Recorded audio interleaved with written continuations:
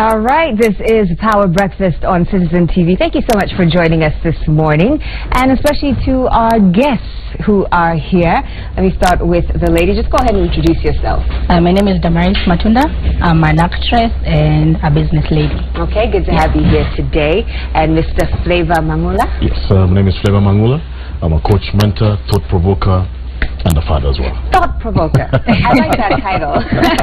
We can use that in a whole different, a lot of different areas. But today we're talking about this whole sponsor phenomenon, and it's been getting a lot of traction in the news, on social media lately. And I just wanted to know, is it, as big as we're making it?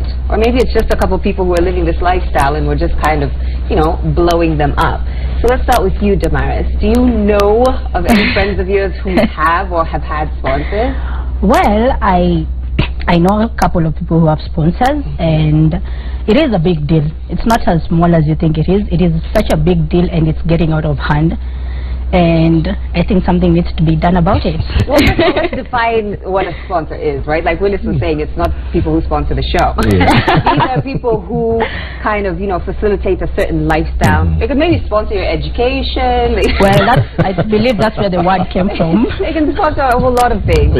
So, Flavor, what do you think about the phenomenon? Well, I think it's something we need to be actually afraid of. Okay. Because as a father of a teenage girl, right, it is very real, and we have discussions with this with my daughter almost on a daily basis, and it is important for us to note that the culture of sponsee is gaining so much. Actually, it's becoming acceptable. Yeah, exactly. and that is dangerous, really. I'm in my mid-40s, and I see very many people my age set.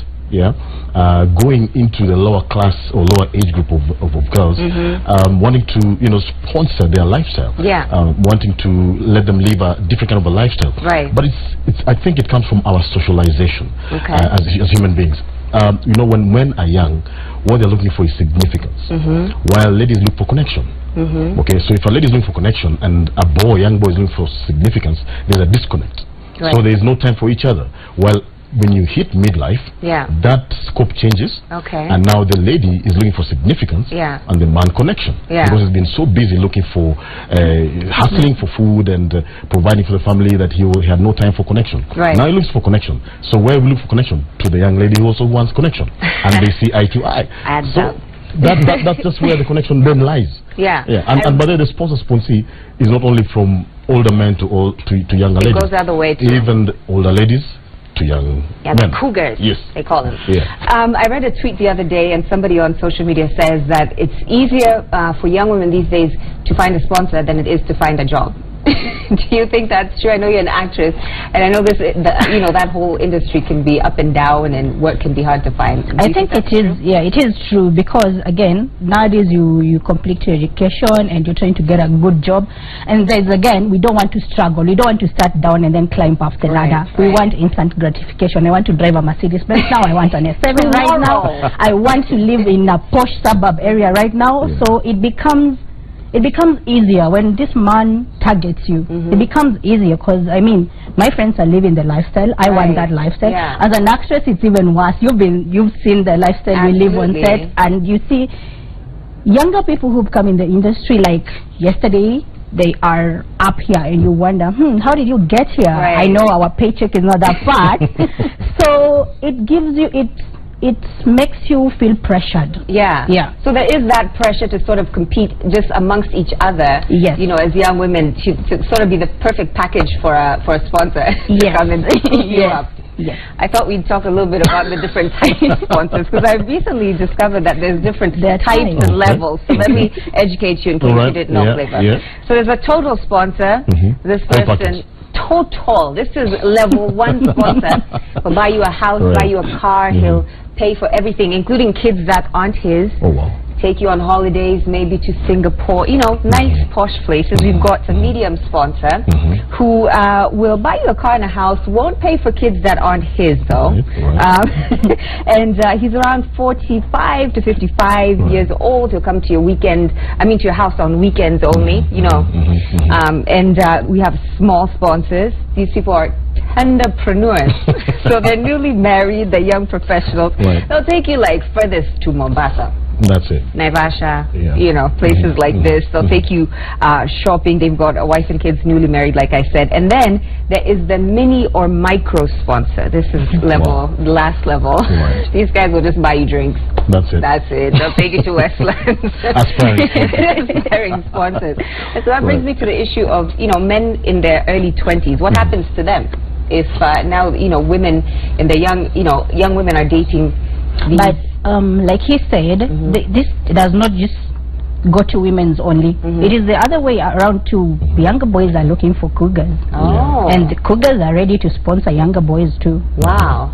So it looks like everyone's taken care of. Everybody's thinking of each other, but just in the wrong age bracket. Wrong way. You know, I mean, and it's really, and what you said is true, Damaris, is that there's a lot of peer pressure that is going on within the scope of the young guys who are growing up.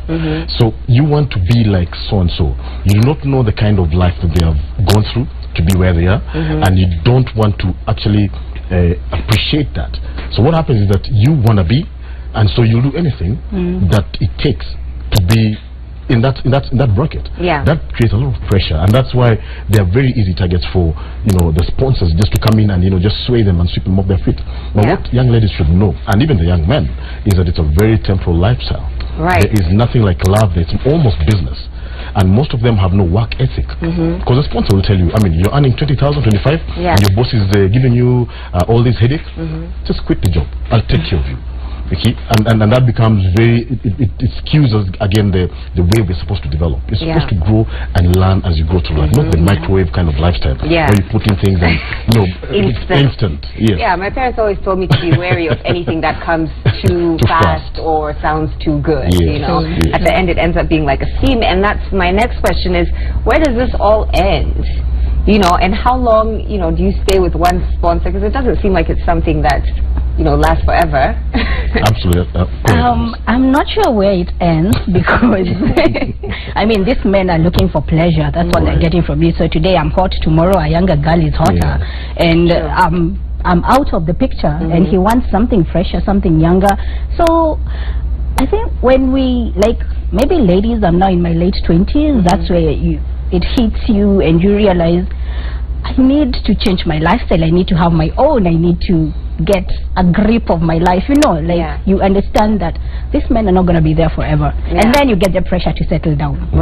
That's again, like okay, yes, and at that category, most of us, like, I have a daughter, I watch the way girls are growing nowadays, and the way, and also the social media, the way we have packaged socialites. They live on sponsors, but we make them look like these posh people who have it all. And we give so much light on them. They'll be here and they'll be talking about their lifestyle, and now they fly to Paris and to and you see the Singapore. And I want it. And as a girl who is at 18 years old, I want that lifestyle. And as a mom telling that girl that, no, that's not the way to go, but she lives good, she has, you're telling me to be a lawyer so I can get all this.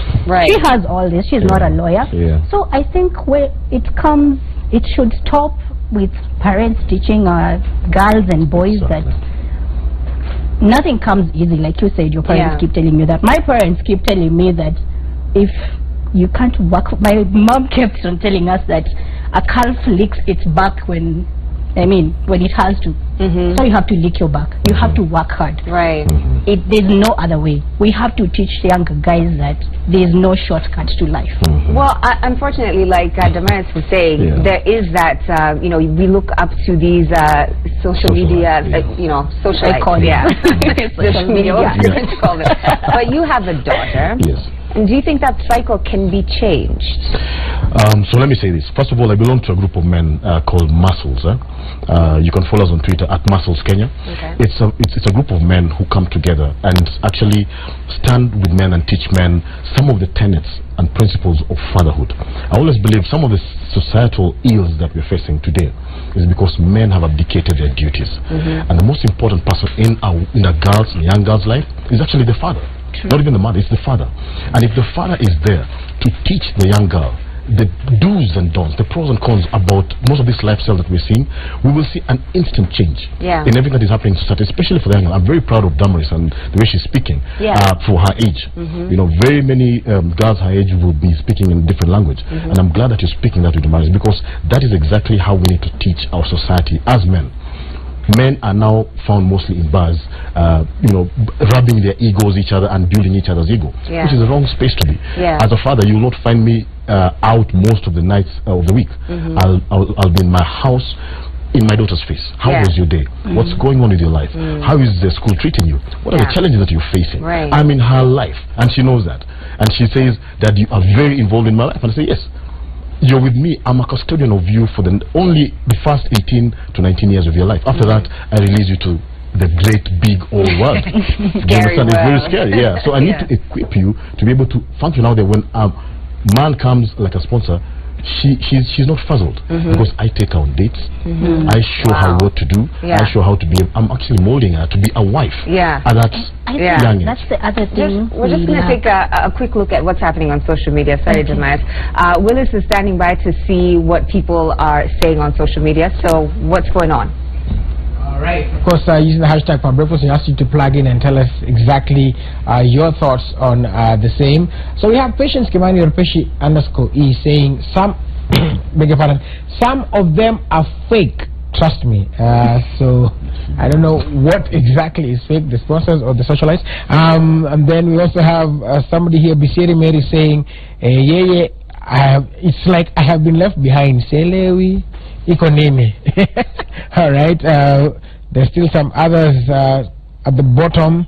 Oh, sorry. Or some. There's just also another picture of Joey. People just watu tu wanapenda sasa, sijui anamaanisha nini, pengine Joey atatuambia.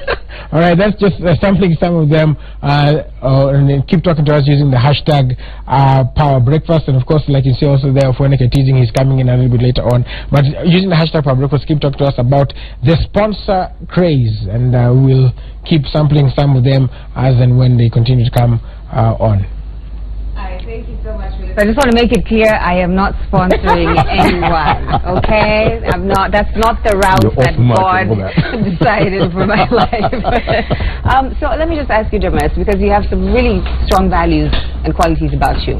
What advice would you give a young woman who's watching, facing that pressure? All her friends are living the dream, or, you know, seem to have an easier life. What would you tell that person who's watching right now? It's all a bubble. It's gonna burst. Wow. For now you can enjoy it, but in the next 5 years, sweetheart, you're gonna be working hard and trying to go back to where, if you're 21 now and you have a sponsor and you have all this lifestyle going for you, when you're 25, your peers have already made it. They have their degrees, they have their work, they have their life set. Then you'll be there starting off. Starting over. Listen to reason, people. Amazing. I think, and just as Damaris is saying, I mean, first of all, young ladies realize this, that physical features fade away. Oh yes. Okay, and men are visual in nature. So if you marry the two, that men are visual in nature, and that you will fizzle in the next 5-10 years, you're going to fizzle out, and then what next? You know, he's going to look for the next young thing and leave you alone. And probably you've made a little money here there from him, but then how do you balance that? I mean, you've got no ethic. You don't know how to wake up early in the morning and go and hustle. You don't know. You're used to just lying back and being flown to Dubai, you know, to the Hamptons and stuff like that, shopping and stuff like that. You don't know how to hustle. Learn work ethic. Learn to hustle for what is yours. Earn it yourself. Enjoy the life that you have yourself created. Life is meaningless. We are the ones that give meaning to life. So we need to work as young people and ensure that we are achieving what God has planned for our lives. And for the men out there who want to be sponsors and who are actually sponsors, come on, guys. Women. So you also have children. You will be seated somewhere. What you're doing to somebody's daughter will be done to your daughter. Absolutely. Life goes round. Karma, as they say, is that thing. Yeah, so let's not be oblivious of that fact. So let us treat women. Let be the kind of man where women run to you for comfort, not running away from you because you're going to abuse them. Right. That's just as simple as it is. Yeah. I think, you know, I'm living proof that sometimes the hustle takes a little bit longer than we would like. But at the end of the day, slow race. Slow race. Yeah. You will get there. Just be, you know, patient about it. Nothing quick is lasting forever. Right. And I just want to thank Flavour Momina for being here. Damaris, thank you so much. Thank you for We'll be looking for you on TV screen. We'll be hustling the good old-fashioned way. Yes, of course, keep talking to us using the hashtag Power Breakfast.